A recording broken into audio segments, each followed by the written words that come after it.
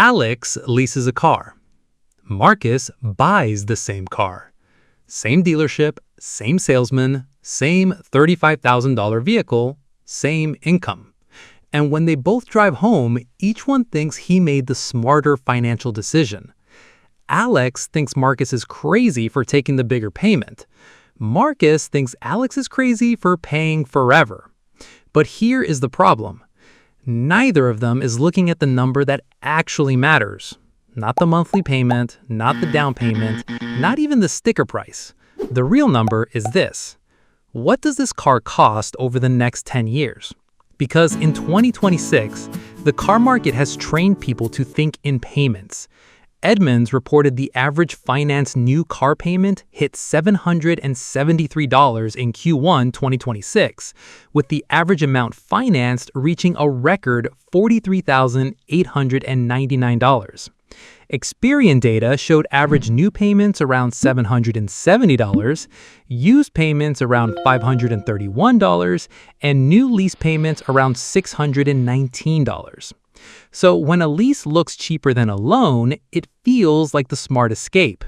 That is exactly what Alex sees. The salesman turns the paper around and says, "Good news, you can lease this car for $399 a month." Alex leans forward. "Only $399? The salesman nods. $3,000 due at signing, 36 months, full warranty, new car today. In 3 years, bring it back and get another one. Alex looks at Marcus and smiles. That sounds easy.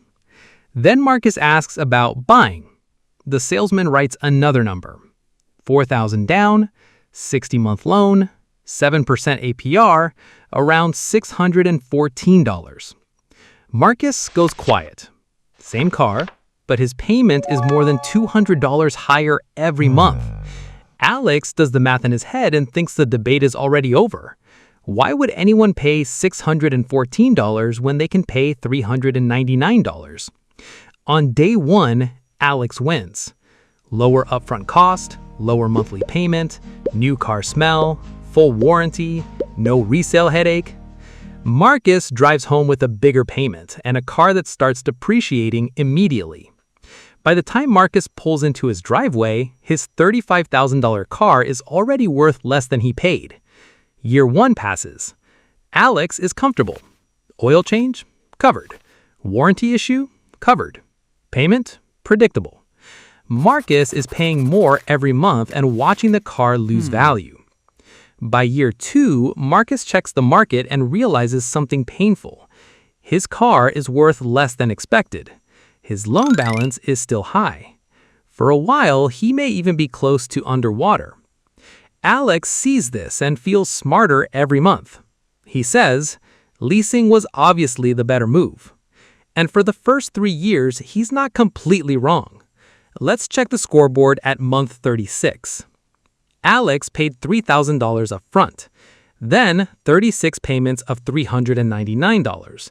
Total spent $17,364. Marcus paid $4,000 up front, then 36 payments of about $614. Total spent around $26,104.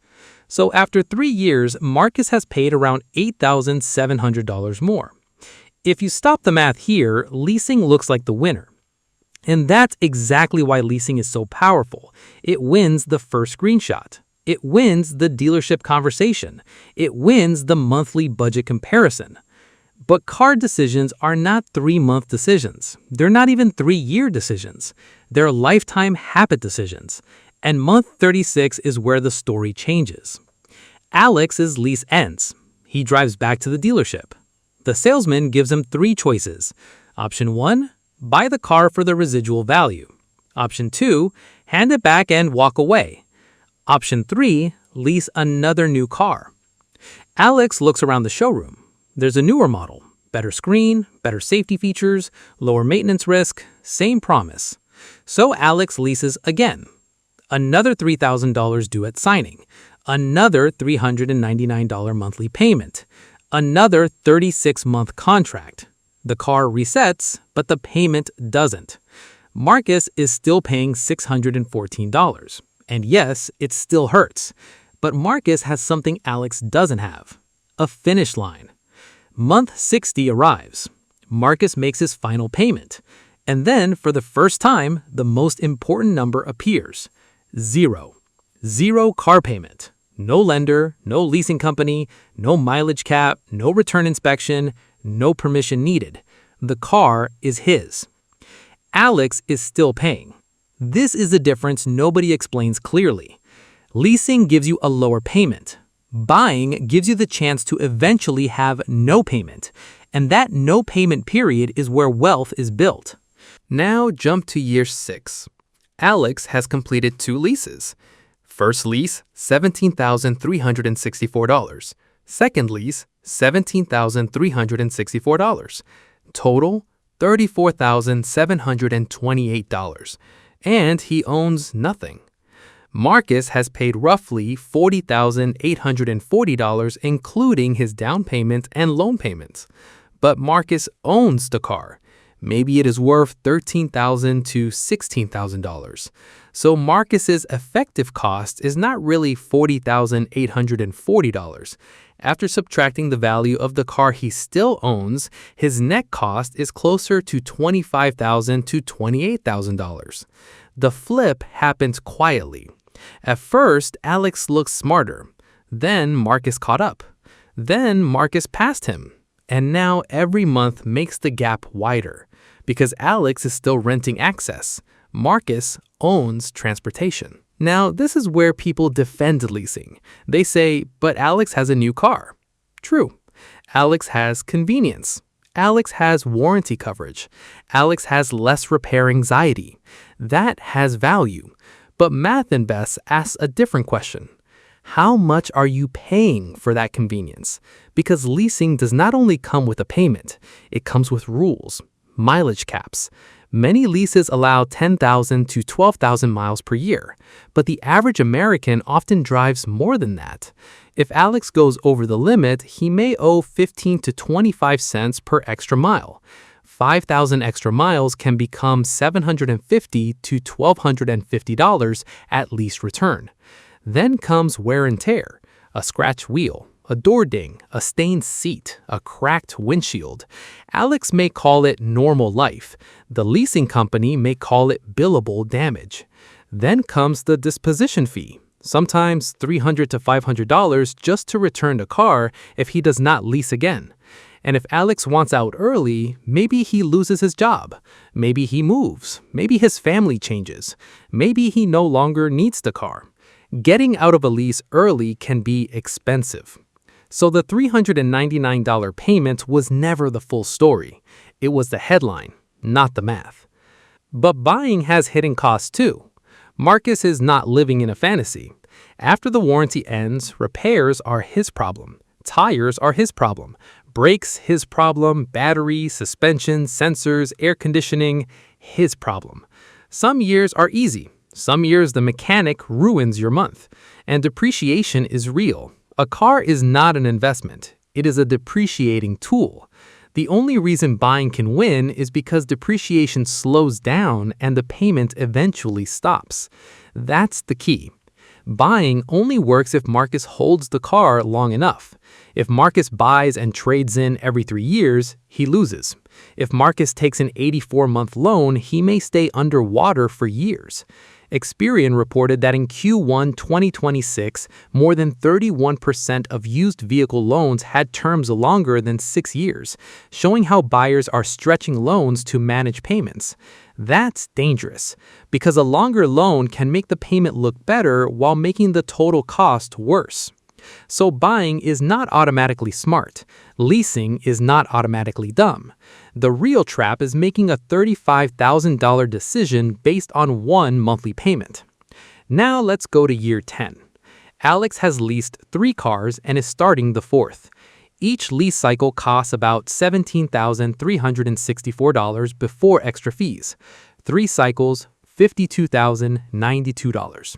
Add possible mileage charges, wear and tear fees, disposition fees, insurance differences, and future price increases, and the real number could easily be higher. At year 10, Alex has transportation, but he does not own a owned car. Marcus paid off his car in year 5. Then he drove it for 5 more years. Yes, he paid maintenance, maybe $10,000 to $14,000 across those years. So Marcus may spend around $51,000 to $55,000 over 10 years, but he still owns a car worth maybe $5,000 to $8,000. So his net cost is lower. But even that is not the most important part. The real difference is what happened during years 6 through 10. Marcus had no car payment. If Marcus invested just $500 per month for those 5 years, that's $30,000 invested before growth. That's the part the dealership never shows. A lease payment does not only cost money, it blocks money going somewhere else. It blocks investing, it blocks savings, it blocks debt payoff, it blocks flexibility. This is opportunity cost, and opportunity cost is invisible until years later.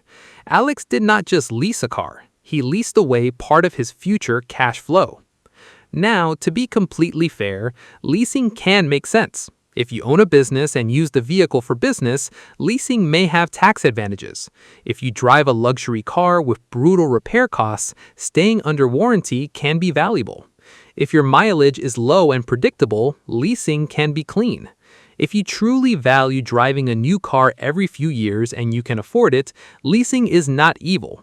And with some electric vehicles, leasing can sometimes reduce resale value risk because EV technology and depreciation can change quickly. So the answer is not never lease. The answer is never lease because the payment made a car look affordable. That's the trap. A person who should buy a $25,000 car leases a $45,000 car because a lower payment did not make the car cheaper. It only made a bigger lifestyle easier to justify. And the same warning applies to buying. Don't buy more car than you can afford just because you're building equity. A car is not a house. A car usually loses value. Buying only helps when you buy reasonably, finance responsibly, and keep the car long enough to enjoy the paid-off years. So here's the math invest rule. If you lease, lease intentionally. Know the mileage limit, know the fees, know the residual, know the insurance, know the total cost, and know what you will do when the lease ends. If you buy with a plan. Avoid long loans, avoid being underwater, avoid rolling negative equity into the next car. Buy reliable, pay it off, keep driving. Because the best car payment is not $399. It's not $614. The best car payment is $0. That zero payment is where wealth starts moving faster. At the beginning, Alex looked like the winner. Lower payment, new car, less stress. Then Marcus looked trapped. Higher payment, depreciation, repair risk. But over time, the story changed. Because wealth is not built in month 1. It's built in years 6, 7, 8, 9, and 10. The years most people never calculate. So before you sign a lease or a loan, ask one question. What does this cost me over 10 years? Not today, not this month, not the number the salesman circles on the paper. 10 years. Because the dealer wants you focused on the payment. The bank wants you focused on approval. But your future depends on the total cost. Alex thought he was winning because he paid less today. Marcus thought he was winning because he owned the car. But the real winner is the person who runs the math before signing. This is Math Invest. The monthly payment tells you what leaves your account. The real math tells you what your future loses.